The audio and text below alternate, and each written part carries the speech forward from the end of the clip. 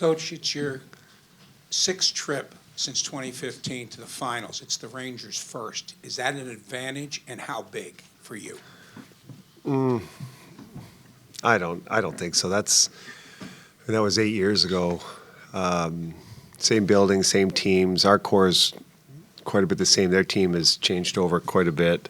Different coach. So to answer your question, no, I don't think so. It's two really good teams that have earned their way to this moment, and it should be a fun series.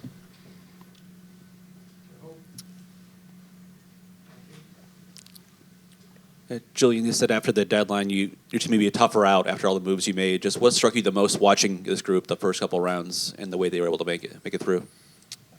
To be successful in the playoffs, it comes down to resiliency. And that was the key, I think, to our success the last two postseason runs. And I think that resiliency is what allowed us to get past the first two opponents. And hopefully we still have some of that available to us, because this is going to be a really tough out. These New York Rangers have shown some really good resiliency on their own, going 7 twice against some good teams and finding a way to win those two series.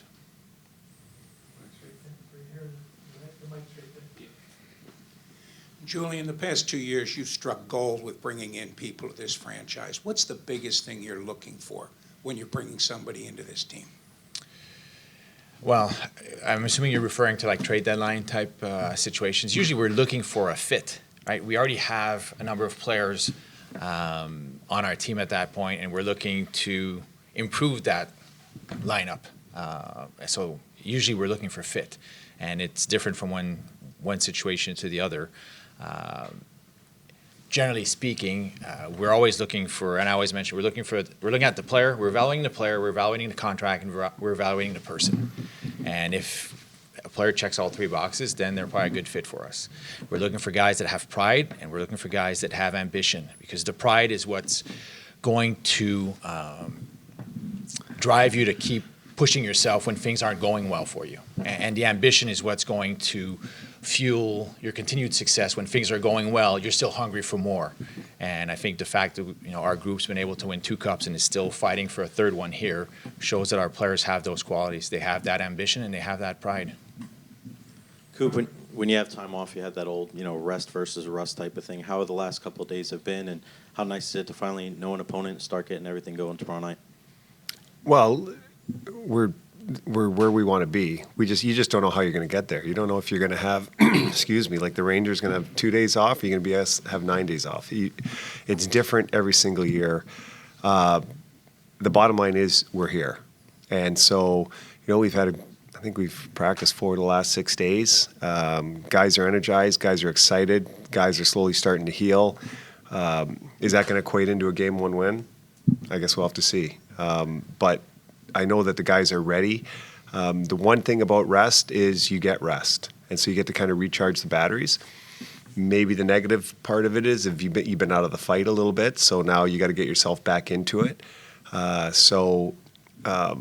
But for us, and I said this before, if there was any year that we could have used this break, this was the year. And so we're thankful we got it, we earned it, but now we have to do something with it. That's our next step. And so we're preparing our guys for that. Julien, you mentioned the factors that go into trying to get players when you add them. The idea of bringing in guys who are going to fit in the room, being those kind of people. You got 2 guys in Paul and Hagel who have seemingly just fit in well right away and already have voices in the room amongst a big veteran group. What does that involve? The process of trying to scout the players, and how they fit in a room, and how they fit within a veteran group and a veteran locker room. Well, I think when we're referring to Nick and Brendan, I think they're guys that are pretty easygoing, and I think most people would get along with them to start with. And 2, when you look at the quality of our room and the veterans in that room, I think they make it an environment where it's easy to come in and fit in and just be yourself. And everyone kind of knows what their role is and what's expected of them, and the coaches do a great job of conveying that to the players. And then the environment is just kind of set up for the players to go out and do their thing. We're not asking a player to come in to be anything other than what they are. That's why we brought them in. We brought Nick Paul in to be Nick Paul. We brought Brandon Hagel in to be Brandon Hagel. You go do your thing. Everyone else will do their thing, and hopefully good results will come from that. So I think the credit goes to the people we've been coming in, the quality of the people we have in place, coaches, leadership group. And when you add it all up, I think it's a pretty easy transition. It's been an easy transition for players going back. Sometimes on the ice takes a little longer. Systems, chemistry. When you're new to an environment, it's harder to anticipate what others are going to do on the ice. That sometimes takes a little longer. But I think from a locker room standpoint, the transition's always been pretty easy for our guys coming in. Back left. Hey, John, just wondering what you learned the most about this Rangers team, playing them 3 times this year, and what stood out to you about them? Well, there's a lot of things that stand out. As Julien pointed out, they are a resilient group. Any team that is down 3-1 and 3-2 in consecutive series and comes back and wins those games probably says something about the character in the room. I know the coach well, so I know he always brings the best out of the guys. I think they've got a dynamic to their team that is deep into their lineup. You look at that young line they have. They're young kids, but in its first overalls and second overall, these guys are exceptional players that are now coming into their own, and they've been cutting their teeth in the league. And I think so. You're seeing some dynamic out of the players, but I think the underlying thing is they defend, and so. They've got trust in their goalie, and they defend. I don't think they get enough credit for that. So when you get this far, there's not a whole lot of holes in your game, and that's why both teams are here. And so, like I said, these are 2 really good teams with some dynamic players on both ends, with defenders, with goalies. Like it's got it all. But to sit here and watch, the Rangers grow through the year. I mean, they've done what they're supposed to do, and they've deserved to be here, and should be a good series.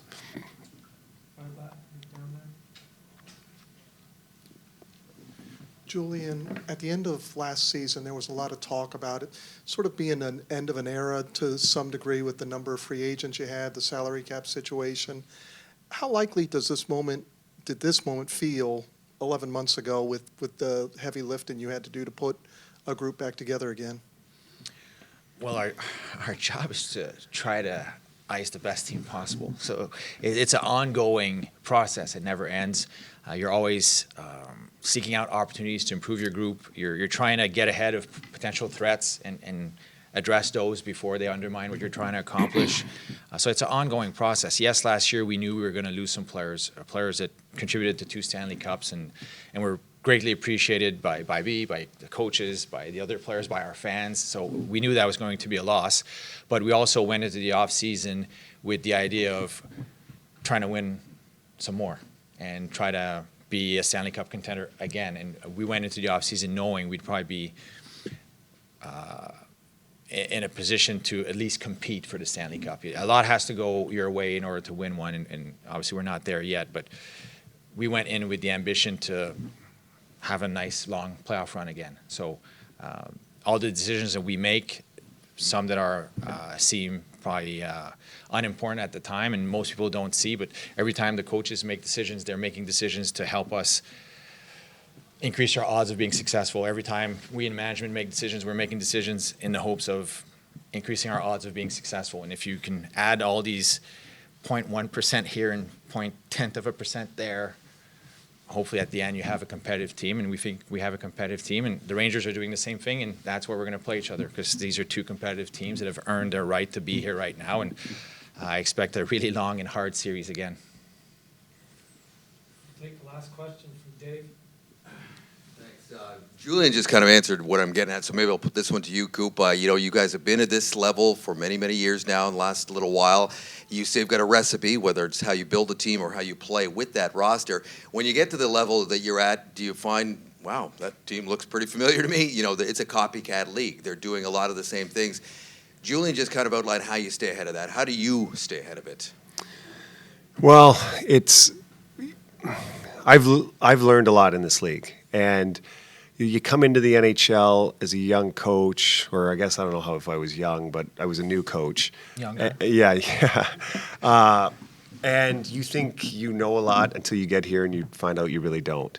But we have some basic principles that I've taken with me from my entire coaching career. And when I interviewed for this job with Julien and Steve, they shared a lot of the same principles and the same values. And I think it's a recipe that's worked in teams that I've coached before I was in the NHL, and it's worked now. You have to get the players to buy into that. You have to get the right players, and that's what Julien and Steve before him have done for us.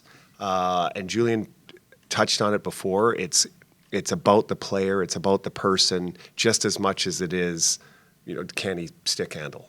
And that's where, Julien's done a great job in finding those guys. But we've been together for so long. We kind of have a fit, and we know what we need. But I'm probably a little bit better coach now than I was when I first came into the league. And part of it is from losing. And you find out why you lost and what happened there. And then some of it's happened because of we've won. And you find out what has worked. The same thing doesn't work with every single team. But there are some basic principles that we have and players that we bring in that give you the effort that you have seen in these cup runs we've had, and especially these last 2 rounds. And so I'm not going to sit here and say it's complete rocket science what's going on, but that's why I give Julien credit for filling holes that every year happens to teams like ours that have won before.